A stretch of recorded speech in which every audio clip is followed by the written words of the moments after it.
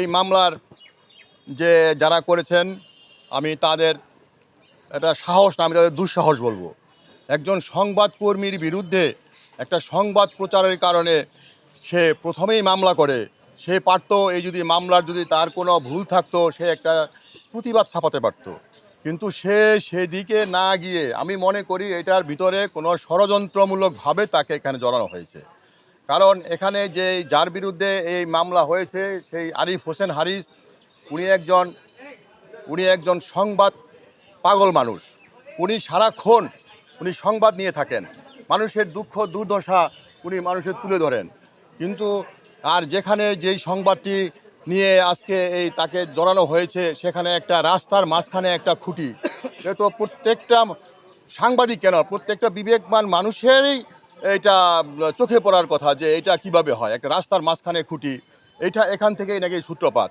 তাই আমি মনে করি এই সংবাদ পাগল এই আমাদের হারিস দাদু, তার বিরুদ্ধে যে মামলাটা হয়েছে আমি মনে করি অতি দ্রুত এটার সঠিক তদন্ত করে তার নাম মামলা থেকে প্রত্যাহার বাদ দিয়ে এবং যারা তাকে ষড়যন্ত্রমূলকভাবে মামলায় জড়িয়েছে তাদের বিরুদ্ধে আইনানুগ ব্যবস্থা নেওয়া অতি জরুরি হয়ে পড়েছে। তবে যারা এই ষড়যন্ত্রমূলকভাবে হারিস ভাইয়ের নাম এটার মধ্যে অন্তর্ভুক্ত করেছে, সে হয়তো মনে করছে হারিস ভাই একা, তাকে আমরা মামলা দিয়ে দমাবো। কিন্তু আসলে হারিস ভাই একা না, আজকে শত শত এবং ইভেন যদি এটার সঠিক প্রতিবাদ না হয় তাহলে সেখানে হাজার হাজার সাংবাদিক আমরা তার পাশে দাঁড়াবে বলে আমি মনে করছি। তাই আমি প্রশাসনকে বলবো এটা যাতে বেশি দূর না আগায়, আপনারা দ্রুত হারিস দাদুর নামটা এজাহার থেকে বাদ দিয়ে দোষীদের বিরুদ্ধে আইনানুগ ব্যবস্থা নেওয়া হোক। একটা সংবাদ প্রকাশের কারণে তার নামে মামলা হবে, একটা মিথ্যা মামলা দেওয়া হবে, এটার জন্য আমি তীব্র তীব্র নিন্দা জানাই এবং এই মামলা থেকে তার নামটা বাদ দেওয়ার জন্য যথাযথ কর্তৃপক্ষের নিকট অনুরোধ জানাচ্ছি। এবং সাথে সাথে আরও বলতে চাই যে সাংবাদিক নিজেরটাকে দেশের জন্য কাজ করে, তাদের কোনো মামলায় জড়ানোর আগে একবার যাচাই বাছাই করে তাদের নাম জড়ানোর জন্য প্রশাসনকে অনুরোধ জানাচ্ছি। রাষ্ট্রের চতুর্থ স্তম্ভ হিসেবে সংবাদকর্মীরা রাষ্ট্রের বিচ্যুতি, চলমান ঘটনা এবং ঘটনার পিছনে ঘটনা তুলে সংবাদ হিসেবে পরিবেশন করি, যা রাষ্ট্রের প্রত্যেকটা মানুষ শ্রোতা হিসেবে এবং পাঠক হিসেবে দেখে থাকেন। এই সংবাদ অনেক সময় মানুষের পক্ষে যায়, অনেক সময় বিপক্ষে যায়, কিন্তু রাষ্ট্রের সবসময় পক্ষে যায়। যখন একজন সংবাদকর্মী সংবাদ পরিবেশন করে সেই সংবাদটি যখন ব্যক্তির আক্রোশের শিকার হয় তখন একজন সংবাদকর্মী আক্রান্ত হয়।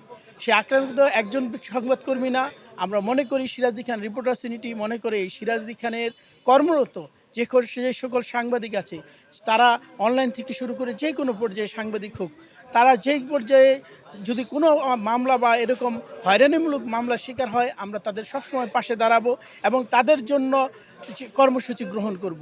তারই অংশ হিসেবে আজকের এই মানববন্ধন থেকে আমরা ঘোষণা দিতে চাই, যদি সংবাদ প্রকাশ করা হয় সেটা যদি আপনার দৃষ্টিগোচরে আসে, সেই জন্য আপনার বাংলাদেশ জাতীয় পর্যায়ে সমাধানের ব্যবস্থা আছে। তারপর না হলে স্থানীয় প্রেস ক্লাব আছে, সিরাজদি খান রিপোর্টার্স ইউনিটি আছে, সেখানে আপনারা আসুন, প্রয়োজনে আপনারা প্রতিবাদ দেন, আপনাদের মনের আশা ব্যক্ত করেন। কিন্তু একজন হয়রানি করে একজন স্বেচ্ছাশ্রম যে দেয় তাকে হয়রানি করবেন না। আমরা আকুলভাবে আবেদন করব, আপনাদের সংবাদগুলো কিন্তু এই সাংবাদিকরাই প্রকাশ করে থাকি। এ বলে আমার এই আজকের এই যে প্রতিবাদ এবং মানববন্ধন হলো এই আরিফ হোসেন হারিস ভাইয়ের এই মামলা থেকে তার নাম প্রত্যাহার দাবি জানিয়ে। ধন্যবাদ আপনাকে। আসলে আমাদের সংবাদকর্মীদের বিরুদ্ধে মামলা দেওয়া হয় আমাদের নিজেদের ভিতরে একাত্মতা না থাকার কারণে। আমরা দেখেছি সারা বাংলাদেশে আমাদের ভিতরে গ্রুপিং হয়েছে। এই গ্রুপিংয়ের কারণে আমাদের সংবাদকর্মীদের একজন ফ্যাসাদে পড়লে আরও দুইজন যে আমরা তাকে জাতা দিয়ে দাবাই দেওয়ার চেষ্টা করি। আমি আজকের এই প্রতিবাদ এবং এই মানববন্ধনের মাধ্যমে আমি সারা বাংলাদেশের সাংবাদিকদেরকে জানাতে চাই, আসুন আমরা এক ছাতির তলে থাকতে চাই। আমরা 10 মিলে করি কাজ, হারি যেতে নাহিলাস। আমরা যদি 10 ভাই যদি একত্রে থাকি, আমাদের বিরুদ্ধে কোনো ধরনের কোনো কুচুকরি মহল কোনোভাবে আমাদের বিরুদ্ধে কোনো ধরনের অ্যাকশন নিতে পারবে না। কারণ আমরা সত্যের পথে চলি, কারণ আমরা জাতির চোখ, আমরা যুগ যুগ ধরে সেই মহানবী সাল্লাল্লাহু আলাইহি সাল্লাম আগের থেকে থাকা আমল থেকেই আমরা চলে আসছি। সেই সময় ছিল দূত, আমরা সেই ঠিকই আমরা সাংবাদিক, কারণ আমরা এখনও জাতির দূত, কারণ আমরা জাতির দুঃখ দুর্দশা নিয়েই কিন্তু আমরা জাতির কাছে তুলে ধরি। আমরা চাই যে হারিস মামুর বিরুদ্ধে যে ধরনের ন্যাক্কারজনক একটা মিথ্যা মামলা কোর্টে দিয়েছে, আমরা চাই পুলিশ সেইটা তদন্তের মাধ্যমে তার নাম প্রত্যাহার করবে। আর যদি না হয় আমরা তীব্র থেকে তীব্র আন্দোলন করে তুলব।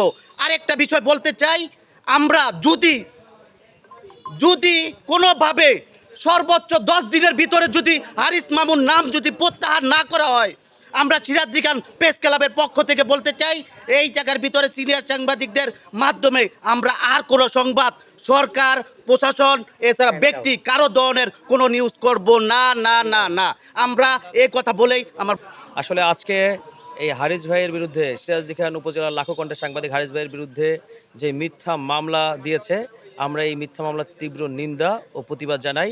আজকে একটা মহল সাংবাদিকরা সংবাদ প্রকাশ করলেই তারা হাতিয়ার হিসেবে বেছে নেয় মামলা। এই মামলা দিয়ে সাংবাদিকদেরকে দমিয়ে রাখা যাবে না। যদি কোনো ব্যক্তি মনে করে মামলা দিয়ে সাংবাদিকদেরকে দমিয়ে রাখবে, তাহলে তারা ভুল করবে। আমরা শক্তভাবে বলে দিতে চাই, আমি সিরাজদি খান রিপোর্টার্স ইউনিটির সাধারণ সম্পাদক হিসাবে জানিয়ে দিতে চাই, যারা এই মামলা দিয়ে সাংবাদিকদেরকে দমিয়ে রাখার চেষ্টা করছে, তারা এখনও ঘোর বা ভুলের মধ্যে আছে। সুতরাং আমরা চাই প্রশাসন এবং যথাযথ কর্তৃপক্ষের দৃষ্টি আকর্ষণ করে বলে দিতে চাই, যদি এই মামলা, হারিস ভাইয়ের বিরুদ্ধে মামলা অনতিবিলম্বে প্রত্যাহার করা না হয় এবং দোষীদের বিরুদ্ধে ব্যবস্থা নেওয়া না হয়, আমরা আরও কঠোর থেকে কঠোর ব্যবস্থা নিব। ধন্যবাদ আপনাদেরকে। মাধ্যমে যাতে সুবিচার পায় আমাদের সাংবাদিক হারিস ভাই, সেই প্রত্যাশা করছি। আসসালামু আলাইকুম। ক্ষিপ্ত হয়ে যারা এই কেন কাজ করেছে, তারা মিথ্যা একটা বানোয়াট মামলা দিয়ে হারিস ভাইকে হেনস্থ করার চেষ্টা করছে এবং মিথ্যা মামলা দিয়েছে। এই মিথ্যা মামলার তীব্র নিন্দা জানাই এবং প্রতিবাদ। এই মামলার তীব্র নিন্দা জানাই, অনতিবিলম্বে এই মামলা প্রত্যাহারের দাবি জানাচ্ছি। ধন্যবাদ সবাইকে।